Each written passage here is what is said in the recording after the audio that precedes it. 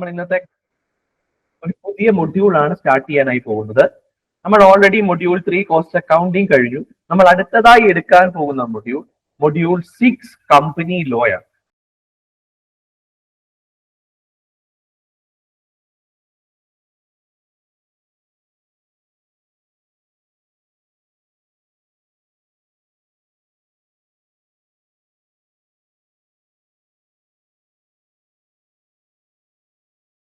Companies act 2013 ബന്ധപ്പെട്ട ഒരു ചാപ്റ്ററാണ്.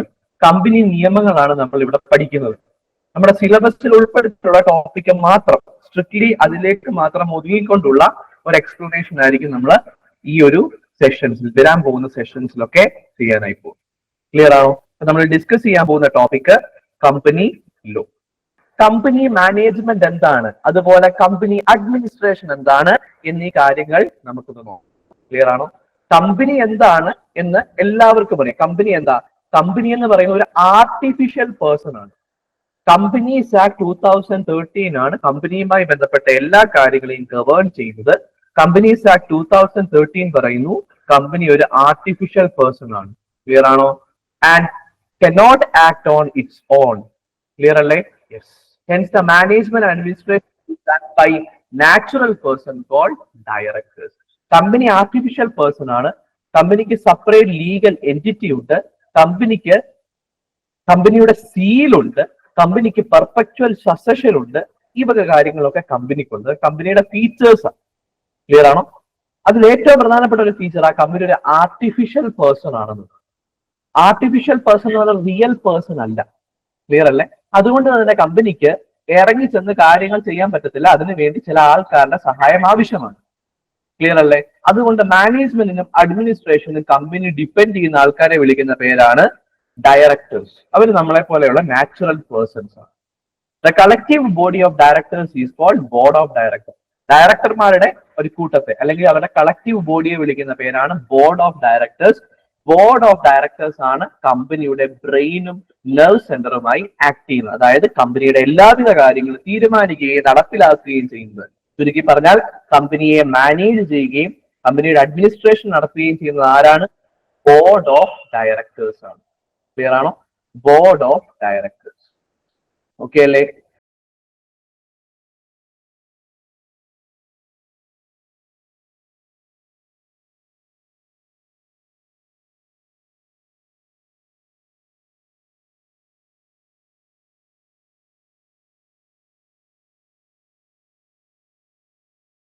സോ കമ്പനീസ് ആക്ട് 2013 പറയുന്നു കമ്പനി ഒരു ആർട്ടിഫിഷ്യൽ പേഴ്സൺ ആണ്. അതുകൊണ്ട് കമ്പനിക്ക് എല്ലാ കാര്യങ്ങളും തന്നെ ചെയ്യാൻ പറ്റത്തില്ല. അതിന് നാച്ചുറൽ പേഴ്സൺസിന്റെ ആവശ്യമുണ്ട്. അവരെ വിളിക്കുന്ന പേര് ഡയറക്ടേഴ്സ്. അവരുടെ കളക്റ്റീവ് ബോഡിയെ വിളിക്കുന്ന പേര് ബോർഡ് ഓഫ് ഡയറക്ടേഴ്സ്. ക്ലിയർ അല്ലേ? അവരാണ് കമ്പനിയുടെ മാനേജ്മെന്റും അഡ്മിനിസ്ട്രേഷനും നടത്തുന്നത്. ക്ലിയർ അല്ലേ? ഇനി നമ്മൾ നോക്കാൻ പോകുന്നത് ബോർഡ് ഓഫ് ഡയറക്ടേഴ്സിനെ എങ്ങനെയാണ് കോൺസ്റ്റിറ്റ്യൂട്ട് ചെയ്യുന്നത് അല്ലെങ്കിൽ നിയമിക്കുന്നത്. ക്ലിയർ ആണോ? സെക്ഷൻ 149 ഓഫ് കമ്പനീസ് ആക്ട് വ്യക്തമായി പറയുന്നുണ്ട് ഒരു ബോർഡിൽ എത്ര ആൾക്കാർ വേണം. ഓരോ കമ്പനിക്ക് അനുസരിച്ചിരിക്കും. ഒരു പ്രൈവറ്റ് കമ്പനി ആണെങ്കിൽ മിനിമം 2 ഡയറക്ടേഴ്സ് എങ്കിലും വേണം. മാക്സിമം 15 ഡയറക്ടേഴ്സ് ആണ്. ഈ 15 എന്നുള്ള സംഖ്യ കൂട്ടാം. ഒരു സ്പെഷ്യൽ റെസൊല്യൂഷൻ കമ്പനിക്കകത്ത് പാസ് ചെയ്താൽ 15 എന്നുള്ള മാക്സിമം കൂട്ടാനായിട്ടും സാധിക്കും. ക്ലിയർ? സ്പെഷ്യൽ റെസൊല്യൂഷൻ പാസ് ചെയ്തില്ലെങ്കിൽ മിനിമം 2 മാക്സിമം 15. ക്ലിയർ ആണോ? ബോർഡിലെ മെമ്പേഴ്സ് ഡയറക്ടേഴ്സിന്റെ എണ്ണം. പബ്ലിക് കമ്പനി ആണെങ്കിൽ മിനിമം 3 മാക്സിമം 15. 1 പേഴ്സൺ കമ്പനി ആണെങ്കിൽ മിനിമം 1 മാക്സിമം 50. ക്ലിയർ ആണോ? And a company can appoint more than 15 directors by passing a special resolution. ഒരു സ്പെഷ്യൽ റെസൊല്യൂഷൻ പാസ് ചെയ്ത് 15-ൽ കൂടുതൽ ഡയറക്ടേഴ്സിനെ ഒരു കമ്പനിക്ക് വെക്കാനും പറ്റും. ഓക്കെ അല്ലേ? ഇതാണ് കമ്പനിയുടെ ബോർഡ് ഓഫ് ഡയറക്ടേഴ്സുമായി ബന്ധപ്പെട്ട അല്ലെങ്കിൽ എത്ര number of board of directors അല്ലെങ്കിൽ ഡയറക്ടേഴ്സ് ആണ് ബോർഡിൽ ഉള്ളത് എന്നുമായി ബന്ധപ്പെട്ട് നോക്കിയിരിക്കുന്നത്. Private company minimum 2 maximum 15. Public minimum 3 maximum 15. 1 person company minimum 1 maximum 15. 15 എന്നുള്ള സംഖ്യ സ്പെഷ്യൽ റെസൊല്യൂഷൻ പാസ്സാക്കിയാൽ കൂട്ടാൻ പറ്റും. ഓക്കെ അല്ലേ? യെസ്. ഇനി പഠിക്കേണ്ടത് ടൈപ്സ് ഓഫ് ഡയറക്ടേഴ്സ് ആണ്. ഡയറക്ടേഴ്സ് പല തരമുണ്ട്. പ്രധാനമായും 7 തരമുണ്ട്.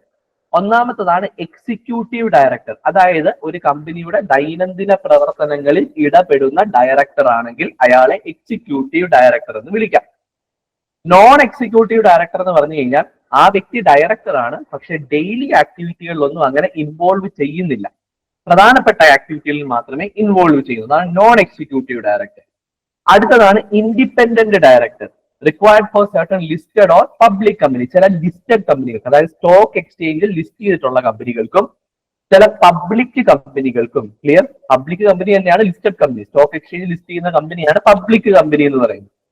ഇവർക്കാണ് സെക്ഷൻ 149 സബ്സെക്ഷൻ 6 പ്രകാരം ഒരു ഇൻഡിപെൻഡന്റ് ഡയറക്ടറെ നിയമിക്കേണ്ടതിനുള്ള ആവശ്യകതയുള്ള റിക്വയർമെന്റ് ഉണ്ട്. ലീഗൽ റിക്വയർമെന്റ് ഉണ്ട്, നിയമപരമായ ആവശ്യമുണ്ട്. സോ അങ്ങനെ സെക്ഷൻ 149 സബ്സെക്ഷൻ 6 പ്രകാരം ഒരു ലിസ്റ്റഡ് ഓർ പബ്ലിക് കമ്പനി നിയമിക്കുന്ന ഡയറക്ടർ ആണെങ്കിൽ അയാളെ ഇൻഡിപെൻഡന്റ് ഡയറക്ടർ എന്ന് വിളിക്കാം.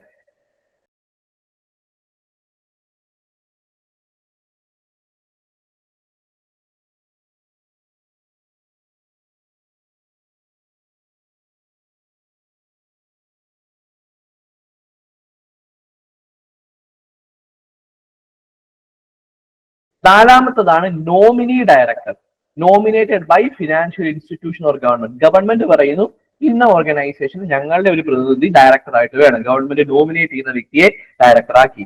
അല്ലെങ്കിൽ നമ്മൾ ഒരു ഫിനാൻഷ്യൽ ഇൻസ്റ്റിറ്റ്യൂഷന്റെ കയ്യിൽ ഭീമമായ തുക കടമെടുത്തു. അവര് പറഞ്ഞു നിങ്ങളുടെ പ്രവർത്തനം ഞങ്ങളെയും കൂടി ഇനി ബാധിക്കും, ഞങ്ങളുടെ ഒരാൾ നിങ്ങളുടെ ബോഡി വേണം, ഞങ്ങൾ ഇന്ന ആളെ നോമിനേറ്റ് ചെയ്യുന്നു. ഇങ്ങനെ ആരെങ്കിലും ഒക്കെ ഫിനാൻഷ്യൽ ഇൻസ്റ്റിറ്റ്യൂഷനോ ഗവൺമെന്റോ നോമിനേറ്റ് ചെയ്ത് നമ്മുടെ ബോർഡ് ഓഫ് ഡയറക്ടേഴ്സിന്റെ ഭാഗമാവുകയാണ് ഒരു വ്യക്തിയെങ്കിൽ അയാളെ നോമിനി ഡയറക്ടർ എന്ന് വിളിക്കാം. ക്ലിയർ അല്ലേ? അടുത്തതാണ് additional director, appointed by board. Board of directors എന്ത് ചെയ്യാണ്? അപ്പോയിന്റ് ചെയ്യാണ് ഒരു ഡയറക്ടറെയും കൂടെ. അതാണ് എന്ത്? Additional director. സെക്ഷൻ 161 പ്രകാരം അഡീഷണലി അപ്പോയിന്റ് ചെയ്യപ്പെടുന്ന വ്യക്തിയാണെങ്കിൽ അഡീഷണൽ ഡയറക്ടർ എന്ന് വിളിക്കാം. അടുത്തത് alternate director, act in place of another director during absence. ഒരു ഡയറക്ടർ ആബ്സെന്റ് ആണെങ്കിൽ അയാൾക്ക് പകരമായി ആ ഡയറക്ടർ ചെയ്യേണ്ട എല്ലാവിധ റോളും ചെയ്യുന്ന വ്യക്തി, അതാണ് ഓൾട്ടർനേറ്റ് ഡയറക്ടർ. പിന്നുള്ളത് small share holders director, appointed by represent small share holder. ഒരു കമ്പനിയിൽ ചെറിയ എമൗണ്ട് ഓഫ് ഷെയർസ് മാത്രം ഹോൾഡ് ചെയ്യുന്ന ഷെയർ ഹോൾഡേഴ്സ് അവരുടെ ഒരു പ്രതിനിധി എന്ന രീതിയിൽ ഒരാളെ അപ്പോയിന്റ് ചെയ്യുന്നു, സ്മോൾ ഷെയർ ഹോൾഡർ ഡയറക്ടർ. ഇങ്ങനെ പലതരത്തിലുള്ള ഡയറക്ടേഴ്സ് ഉണ്ട്. Executive director, non executive director, independent director, nominee director, additional director, alternate director and small share holders director. Okay അല്ലേ? ഇതാണ് ടൈപ്സ് ഓഫ് ഡയറക്ടേഴ്സ്. ഇപ്പൊ ബോർഡ് ഓഫ് ഡയറക്ടർ എന്താണെന്ന് പഠിച്ചു, അതിനകത്ത് ഡയറക്ടർ ആരാന്ന് പഠിച്ചു, അതിനകത്ത് തന്നെ എത്ര നമ്പർ വേണമെന്നുള്ളത് പഠിച്ചു, അതിനുശേഷം ഡിഫറെന്റ് ടൈപ്സ് ഓഫ് ഡയറക്ടേഴ്സും പഠിച്ചു. അടുത്തത് ഒരു ഡയറക്ടറെ എങ്ങനെ അപ്പോയിന്റ് ചെയ്യാവുന്നതാണ്. സെക്ഷൻ 152 ഓഫ് കമ്പനീസ് ആക്ട് പറയുന്നു ഒരു ഫസ്റ്റ് ഡയറക്ടർ, ക്ലിയർ, അയാളെ അപ്പോയിന്റ് ചെയ്യുകയാണെങ്കിൽ named in the article of association. Article of അസോസിയേഷനിൽ, കമ്പനിയുടെ ആർട്ടിക്കിൾ ഓഫ് അസോസിയേഷനിൽ നെയിം ചെയ്യും. If not name, all subscribers to memorandum are deemed first director. അതായത് ഒരു കമ്പനിക്ക് ഫസ്റ്റ് ഡയറക്ടർ ഉണ്ടെങ്കിൽ ആർട്ടിക്കിൾ ഓഫ് അസോസിയേഷനിൽ വ്യക്തമായി ഇന്നയാളാണ് ഫസ്റ്റ് ഡയറക്ടർ എന്ന് പറയണം. അങ്ങനെ പറഞ്ഞിട്ടില്ല എങ്കിൽ ആ കമ്പനിയുടെ മെമ്മോറാണ്ടം ഓഫ് അസോസിയേഷനിൽ സൈൻ ചെയ്തിട്ടുള്ള എല്ലാ ഡയറക്ടേഴ്സും ഫസ്റ്റ് ഡയറക്ടേഴ്സ് ആണെന്ന് നിയമം അങ്ങ് വിചാരിക്കും. ക്ലിയർ ആണോ? നിങ്ങൾക്ക് ഒരു വ്യക്തിയെ സ്പെസിഫിക്കലി ഫസ്റ്റ് ഡയറക്ടർ ആക്കണമെങ്കിൽ ആർട്ടിക്കിൾ ഓഫ് അസോസിയേഷനിൽ പറയണം ഇയാളാണ് ഫസ്റ്റ് ഡയറക്ടർ. അങ്ങനെ പറഞ്ഞിട്ടില്ല എങ്കിൽ മെമ്മോറാണ്ടത്തിൽ പേരുള്ള എല്ലാ ഡയറക്ടേഴ്സും, ക്ലിയർ ആണോ, മെമ്മോറാണ്ടത്തിൽ സബ്സ്ക്രൈബ് ചെയ്തിട്ടുള്ള, അതായത് മെമ്മോറാണ്ടത്തിൽ സൈൻ ചെയ്തിട്ടുള്ള എല്ലാ ഡയറക്ടേഴ്സും ഫസ്റ്റ് ഡയറക്ടേഴ്സ് ആണെന്ന് നിയമം കരുതും. ഇതാണ് ഫസ്റ്റ് ഡയറക്ടർ. ഇതാണ് ഒരു ഡയറക്ടറുടെ അപ്പോയിന്റ്മെന്റ്. ഫസ്റ്റ് ഡയറക്ടറെ അപ്പോയിന്റ് ചെയ്യണമെങ്കിൽ ആർട്ടിക്കിൾ ഓഫ് അസോസിയേഷൻ വ്യക്തമായി പറഞ്ഞിരിക്കണം. ഇനി ഒരു സബ്സീക്വന്റ് ഡയറക്ടറെ അപ്പോയിന്റ് ചെയ്യണമെങ്കിൽ ഒരു ജനറൽ മീറ്റിംഗ് വിളിച്ചു കൂട്ടണം ഷെയർ ഹോൾഡേഴ്സ്. ക്ലിയർ ആണോ? അതുപോലെ തന്നെ ആ ഡയറക്ടർക്ക് must have a director identification number under section 153. Section 153 അനുസരിച്ച് അയാൾക്ക് ഒരു ഡയറക്ടർ ഐഡന്റിഫിക്കേഷൻ നമ്പരും ഉണ്ടായിരിക്കും. അതുപോലെ അയാൾ ഡയറക്ടറായി ആക്ട് ചെയ്യാൻ തയ്യാറാണ് എന്ന് കൺസെന്റ്, അയാളുടെ കൺസെന്റ് ഫോം DIR2 ഫയൽ ചെയ്യണം. ക്ലിയർ ആണോ? ROCക്ക് ഫയൽ ചെയ്യണം, രജിസ്ട്രാർ ഓഫ് കമ്പനിക്ക് ഫയൽ ചെയ്യണം. ക്ലിയർ ആണോ? ഫോം DIR2 ഫയൽ ചെയ്യണം. ഇത്രയും ചെയ്തു കഴിഞ്ഞാൽ സബ്സീക്വന്റ് ഡയറക്ടറെ അപ്പോയിന്റ് ചെയ്യണം. സബ്സീക്വന്റ് ഡയറക്ടറെ അപ്പോയിന്റ് ചെയ്യണം, ജനറൽ മീറ്റിംഗ് വിളിച്ചു കൂട്ടണം. ഈ വ്യക്തി ആരെയാണോ നിങ്ങൾ നിർദ്ദേശിക്കുന്ന അയാൾക്ക് DIN നമ്പർ ഉണ്ടായിരിക്കണം, ഡയറക്ടർ ഐഡന്റിഫിക്കേഷൻ നമ്പർ ഉണ്ടായിരിക്കണം. അയാളുടെ സന്നദ്ധത അറിയിച്ച് ഫോം DIR2 ഫയൽ ചെയ്യണം. ക്ലിയർ അല്ലേ? അപ്പൊ സബ്സീക്വന്റ് ഡയറക്ടറെ അപ്പോയിന്റ് ചെയ്യാൻ സാധിക്കും.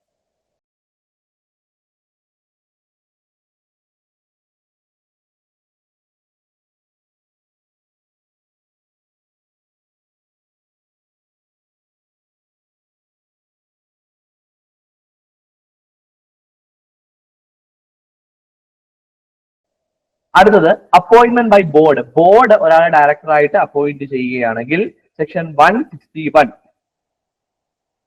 ക്ലിയർ ആണോ? പറയുന്നു അഡീഷണൽ ഡയറക്ടറെ അപ്പോയിന്റ് ചെയ്യാൻ എന്താണ് ടിൽ നെക്സ്റ്റ് AGM, അടുത്ത ആനുവൽ ജനറൽ മീറ്റിംഗ് വരെ നോക്കി നിൽക്കണം.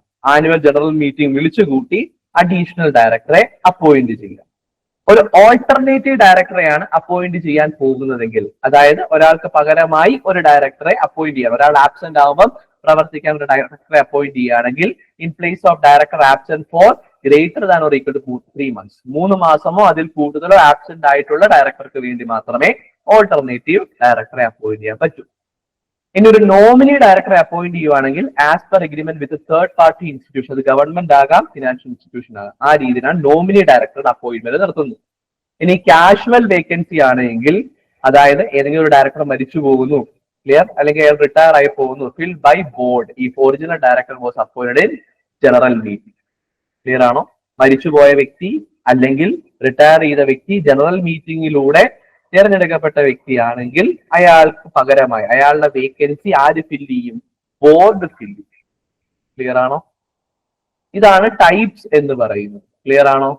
അപ്പൊ പലതരത്തിലുള്ള ഡയറക്ടേഴ്സിനെ എങ്ങനെ അപ്പോയിന്റ് ചെയ്യാം? ഫസ്റ്റ് ഡയറക്ടറിനെ എങ്ങനെ അപ്പോയിന്റ് ചെയ്യാം? സബ്സീക്വന്റ് ഡയറക്ടറിനെ എങ്ങനെ അപ്പോയിന്റ് ചെയ്യാം?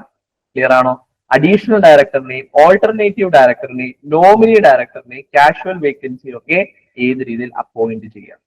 ഇതാണ് അവിടെ പറയുന്നത്, അപ്പോയിന്റ്മെന്റ് ബൈ ബോർഡ്. ഓക്കെ അല്ലേ? അടുത്തത് ബോർഡ് ഓഫ് ഡയറക്ടേഴ്സ് എന്തൊക്കെ കാര്യങ്ങളാണ് ചെയ്യേണ്ടത്? അത് സെക്ഷൻ 179 ഓഫ് കമ്പനീസ് ആക്ടിലാണ് പറയുന്നത്.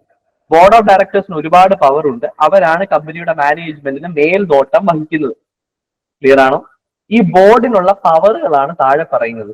To make calls on shareholder, share ഹോൾഡേഴ്സിനോട് നിങ്ങൾ ഇത്ര ഷെയർ മേടിച്ചു, അതിന്റെ പൈസ തരാനുണ്ട്, ആ പൈസ താ എന്ന് കോൾ ചെയ്യാനുള്ള അവകാശം. ക്ലിയർ ആണോ? ഷെയർ ഒരു കമ്പനി വിറ്റ് കഴിഞ്ഞാൽ ഇൻസ്റ്റാൾമെന്റ് ആയിട്ടാണ് പൈസ തിരിച്ചെടുക്കുന്നത്. ആപ്ലിക്കേഷൻ സമയത്ത് കുറച്ച് പൈസ തിരിച്ചെടുക്കും, അലോട്ട്മെന്റ് സമയത്ത് തിരിച്ചെടുക്കും. ഒന്നാമത്തെ call, first call, second call, third call, final call എന്നീ രീതിയിൽ ഇൻസ്റ്റാൾമെന്റ് ആയിട്ട് ബാക്കിയുള്ള പൈസയും തിരിച്ചെടുക്കും. 10 രൂപയുടെ ഷെയറാണ് ഞാൻ മേടിച്ചതെങ്കിൽ 2 രൂപ ആപ്ലിക്കേഷൻ സമയത്ത് ഞാൻ കൊടുത്തു, ബാക്കി 2 രൂപ കമ്പനി അലോട്ട്മെന്റ് സമയത്ത് എന്നോട് തരാൻ ആവശ്യപ്പെട്ടു. ബാക്കി കുറച്ച് പൈസ 3 രൂപ ആയിക്കോട്ടെ, അത് എന്നോട് പറയും ഫസ്റ്റ് കോളിൽ തരാം, സെക്കൻഡ് ആൻഡ് ഫൈനൽ കോളിൽ പറയും ബാക്കി 2 രൂപയും കൊടുത്തരാം. അപ്പൊ 10 രൂപ കൊടുത്തു തീർത്തു, ഇൻസ്റ്റാൾമെന്റ് ആയി. അങ്ങനെയാ കമ്പനി മേടിക്കുന്നത്. അപ്പൊ ഈ കോളുകളൊക്കെ വിളിക്കാനുള്ള അവകാശം ബോർഡിനുണ്ട്. 2, ടു ഇഷ്യൂ സെക്യൂരിറ്റി, കമ്പനിയുടെ ഷെയർ ഇഷ്യൂ ചെയ്യാനും കമ്പനിയുടെ പേരിലുള്ള കടപ്പത്രം ഡിബഞ്ചർ ഇഷ്യൂ ചെയ്യാനും ആർക്ക് അവകാശമുണ്ട്? ബോർഡിന് അവകാശമുണ്ട്. കമ്പനിക്ക് വേണ്ടി പൈസ ബോറോ ചെയ്യാൻ ബോർഡിന് അവകാശമുണ്ട്. കമ്പനിയുടെ ഫണ്ട് ഇൻവെസ്റ്റ് ചെയ്യാൻ ബോർഡിന് അവകാശമുണ്ട്. ക്ലിയർ ആണോ? അതുപോലെ കമ്പനിയുടെ ഫിനാൻഷ്യൽ സ്റ്റേറ്റ്മെന്റ് ഉണ്ടല്ലോ, കമ്പനിയുടെ ഇൻകം സ്റ്റേറ്റ്മെന്റ്, കമ്പനിയുടെ ഫിനാൻഷ്യൽ സ്റ്റേറ്റ്മെന്റിൽ വരുന്ന കാര്യങ്ങൾ പറയാം. ഇൻകം സ്റ്റേറ്റ്മെന്റ് അതാണ് നമ്മുടെ ട്രേഡിംഗ് P&L അക്കൗണ്ട് തത്തുല്യമാണ് ഇൻകം സ്റ്റേറ്റ്മെന്റ്. ലാഭമാണോ നഷ്ടമാണോ എന്നറിയാം. പിന്നെ പൊസിഷൻ സ്റ്റേറ്റ്മെന്റ് ബാലൻസ് ഷീറ്റിന് തത്തുല്യമാണ്, അത്ര അസറ്റ് ഉണ്ട് ലൈബിലിറ്റി ഉണ്ടെന്ന് അറിയാം. പിന്നെ cash flow statement, operating activity, financing activity, investing activity, ഇതിനകത്തൊക്കെ എത്ര ക്യാഷ് ഇൻഫ്ലോ ഔട്ട്ഫ്ലോ ഉണ്ടായെന്ന് അറിയാൻ വേണ്ടി. ക്ലിയർ ആണോ? പിന്നെ നോട്ട്സ് ടു അക്കൗണ്ട്സ്, പിന്നെ ഫണ്ട് ഫ്ലോ സ്റ്റേറ്റ്മെന്റ്. ക്ലിയർ അല്ലേ? പിന്നെ ഇക്വിറ്റി സ്റ്റേറ്റ്മെന്റ്. ഇതൊക്കെയാണ് പ്രധാനമായിട്ടും കമ്പനിയുടെ ഫിനാൻഷ്യൽ സ്റ്റേറ്റ്മെന്റിനകത്ത് വരുന്ന കാര്യങ്ങൾ. ഇതിനൊക്കെ അപ്രൂവൽ കൊടുക്കുന്നത് ബോർഡാണ്. ക്ലിയർ ആണോ? എന്നിട്ട് ബോർഡ് ഒരു റിപ്പോർട്ട് തയ്യാറാണ്. ടു ഡൈവേഴ്സിഫൈ ദ ബിസിനസ്, ബിസിനസിന്റെ പ്രവർത്തനം ഡൈവേഴ്സിഫൈ ചെയ്യണമെങ്കിൽ ഡിസിഷൻ എടുക്കുന്ന ബോർഡായി എടുക്കുന്നത്. ഇപ്പൊ നമ്മൾ സോപ്പ് മാനുഫാക്ചറേഴ്സ് ആണ്, നമുക്ക് നമ്മളുടെ പ്രൊഡക്ഷൻ കുറച്ചുകൂടെ ഡൈവേഴ്സിഫൈ ചെയ്യണം. നമുക്ക് സോപ്പ് മാനുഫാക്ചറിങ് മാത്രം പോരാ, ടിഷ്യൂ പേപ്പർ മാനുഫാക്ചറിങ് കൂടെ വേണം. ഡൈവേഴ്സിഫൈ ചെയ്യാൻ തീരുമാനിച്ചു. ആരാ ഡിസിഷൻ എടുക്കുന്നത്? ബോർഡ് ഓഫ് ഡയറക്ടേഴ്സ് ആ ഡിസിഷൻ എടുക്കുന്നത്. പിന്നെ കമ്പനിയുടെ അമാൽഗമേഷൻ, മെർജർ, ടേക്ക് ഓവർ ഇതുമായി ബന്ധപ്പെട്ട ഡിസിഷൻ ഒക്കെ ആരെടുക്കും? ബോർഡ് ഓഫ് ഡയറക്ടേഴ്സ് എടുക്കും. മറ്റൊരു കമ്പനിയുമായി കൂടിച്ചേരണോ, മറ്റൊരു കമ്പനിയുമായി മെർജ് ചെയ്യണോ, മറ്റൊരു കമ്പനിയെ ഏറ്റെടുക്കണോ, അക്വയർ ചെയ്യണോ, ഇങ്ങനത്തെ ഡിസിഷൻ ഒക്കെ ആർക്കെടുക്കാം? ബോർഡ് ഓഫ് ഡയറക്ടേഴ്സിന് എടുക്കാം. അതാ സെക്ഷൻ 179 സബ്സെക്ഷൻ 1 ഓഫ് കമ്പനീസ് ആക്ടിൽ പറയുന്നു. ഇതൊക്കെയാണ് ബോർഡ് ഓഫ് ഡയറക്ടേഴ്സിന് എടുക്കാൻ കഴിയുന്ന, എക്സസൈസ് ചെയ്യാൻ കഴിയുന്ന പവർ എന്ന് പറയുന്നത്. ഇതിനകത്ത് സ്റ്റേറ്റ് ചെയ്തിട്ടുള്ള ചില പവറുകളൊക്കെ ബോർഡ് ഓഫ് ഡയറക്ടേഴ്സിന് എടുക്കണമെങ്കിൽ ഒരു ബോർഡ് റെസൊല്യൂഷൻ പാസ്സാകും. ബോർഡ് മീറ്റിംഗ് കൂടി ബോർഡ് റെസൊല്യൂഷൻ പാസ്സാക്കിയാൽ മാത്രമേ ഇതിനകത്തെ ചില കാര്യങ്ങളൊക്കെ ബോർഡ് ഓഫ് ഡയറക്ടേഴ്സിന് ചെയ്യാനായി പറ്റും. ബോർഡ് ഓഫ് ഡയറക്ടേഴ്സ് എല്ലാവരും അതിനകത്ത് ഇത്ര മെജോറിറ്റി അംഗീകരിക്കണം, എന്നാൽ മാത്രമേ ചെയ്യാനായിട്ട് പറ്റൂ. ക്ലിയർ ആണോ? സോ അതാണ് അവരുടെ പവേഴ്സ് എന്ന് പറയുന്നത്. ഇനി അവരുടെ റെസ്പോൺസിബിലിറ്റി, പവർ ഉണ്ടെങ്കിൽ അതിനനുസരിച്ച് റെസ്പോൺസിബിലിറ്റിയും ഉണ്ടാകും. അവരുടെ ലീഗൽ ഡ്യൂട്ടി എന്തൊക്കെയാ? അവരുടെ ലീഗൽ ഡ്യൂട്ടി പറയുന്നത് section 166 of companies act 2013 clear ആണോ? സെക്ഷൻ 166 പറയുന്നു, ഈ board of directors should always act in good faith. Act in good faith എന്ന് പറഞ്ഞാൽ എപ്പോഴും കമ്പനിയുടെ ബെനിഫിറ്റിന് വേണ്ടി വേണം അവർ പ്രവർത്തിക്കാൻ. കമ്പനിയിലെ എംപ്ലോയീസിന്റെ ബെനിഫിറ്റിന് വേണ്ടി, ഷെയർ ഹോൾഡേഴ്സിന്റെ ബെനിഫിറ്റ്. ക്ലിയർ ആണോ? അവരൊരിക്കലും ഇവരെ പറ്റിക്കുന്ന രീതിയിലുള്ള പ്രവർത്തനത്തിൽ ഏർപ്പെടരുത്. അറ്റ് ഗുഡ് ഫെയ്ത്ത് വേണം പ്രവർത്തിക്കാൻ. സെക്ഷൻ 166 പറയുന്നു. അടുത്തത് act in accordance with articles of association. കമ്പനിയുടെ പ്രധാനപ്പെട്ട ഡോക്യുമെന്റ് ആണ് ആർട്ടിക്കിൾസ് ഓഫ് അസോസിയേഷനും memorandum of association. Articles of association കമ്പനിയുടെ റിലേഷൻഷിപ്പ് ബിറ്റ്വീൻ ബാക്കിയുള്ള ആൾക്കാരുമായിട്ടൊക്കെയുള്ള റിലേഷൻഷിപ്പ് എങ്ങനെയായിരിക്കണം എന്ന കാര്യമൊക്കെ ആർട്ടിക്കിൾസ് ഓഫ് അസോസിയേഷൻ വ്യക്തമായി പറയുന്നു. അതിനനുസൃതമായ രീതിയിൽ മാത്രമേ ഡയറക്ടേഴ്സ് പ്രവർത്തിക്കാവൂ. Avoid conflict of interest. കമ്പനിയുടെ ഇൻട്രസ്റ്റിന് വിരുദ്ധമായി സ്വന്തം ലാഭത്തിന് വേണ്ടി ഒരിക്കലും പ്രവർത്തിക്കരുത്. അപ്പൊ സ്വന്തം ഇൻട്രസ്റ്റും കമ്പനിയുടെ ഇൻട്രസ്റ്റും കോൺഫ്ലിക്ട് ചെയ്താൽ കമ്പനിയുടെ ഇൻട്രസ്റ്റിന് വാല്യൂ കൊടുക്കണം ഒരു ബോർഡ് ഓഫ് ഡയറക്ടേഴ്സ്.